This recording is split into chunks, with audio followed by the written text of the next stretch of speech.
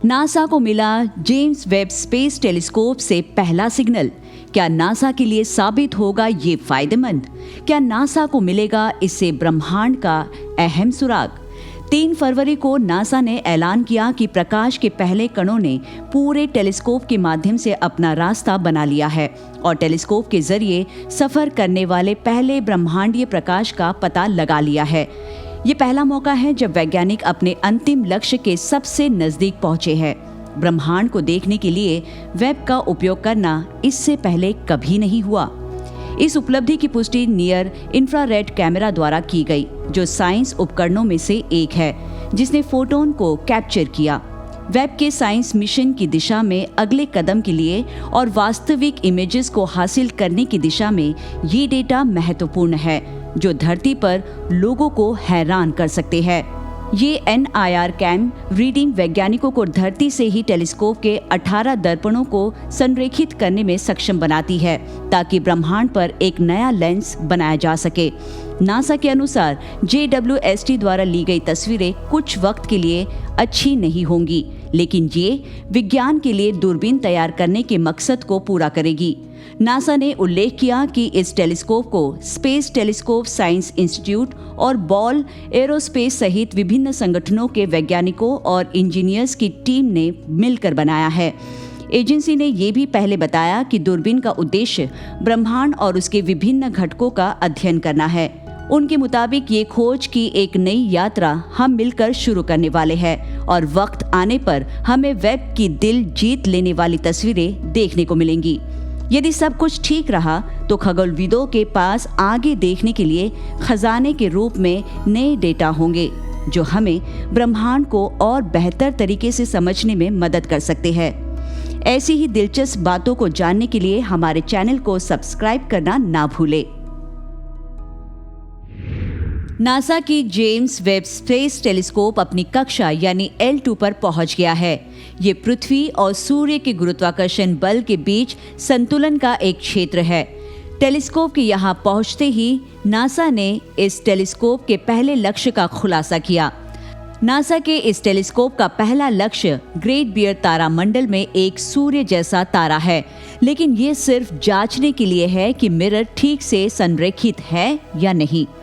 24 जनवरी को अपनी अंतिम कक्षा में पहुंचने के बावजूद $10 बिलियन के इस टेलीस्कोप को अपना काम शुरू करने में महीनों का वक्त लगने वाला है, क्योंकि सुनिश्चित तरीके से मुख्य मिरर के 18 षटकोणों को एक रूप में काम करने के लिए इसे पहले ठंडा होना होगा और कई हफ्तों के मापांकन काम से गुजरना होगा। वेब द्वारा देखा जाने वाला पहला तारा HD 84406 होगा, जो लगभग 260 प्रकाश वर्ष दूर एक सूर्य जैसा तारा है। नासा के ट्विटर अकाउंट में एजेंसी ने ये जानकारी दी है कि टेलीस्कोप के फोकस में आने के बाद वेब के लिए अध्ययन करना बेहतर होगा। ये वेब के लिए इंजीनियरिंग डेटा इकट्ठा करने और मिरर संरेखण शुरू करने के लिए एक आदर्श लक्ष्य है। ये पूछे जाने पर कि क्या ये संरेखण प्रक्रिया की तस्वीरों को सार्वजनिक तौर पर जारी किया जाएगा, इसके जवाब में यूरोपीय अंतरिक्ष एजेंसी के एक अधिकारी ने बताया कि सभी मापांकन डेटा इस्तेमाल में लाने के बाद सार्वजनिक किए जाएंगे। वेब के मिरर को संरेखित करने के लिए नासा दूरबीन को HD 84406 पर केंद्रित करेगा, जो एक सूर्य जैसा है। जी की तरह दिखने वाला ये तारा, जो तारामंडल में लगभग 260 प्रकाश वर्ष दूर स्थित है। इंजीनियर हर मिरर का इस्तेमाल करके HD 84406 की 18 अलग अलग फोकस से बाहर की तस्वीरें लेंगे, जिसे देखने के बाद कंप्यूटर ये तय करेगा कि दूरबीन को फोकस में लाने के लिए हर मिरर को किस एंगल में रखा जाना चाहिए।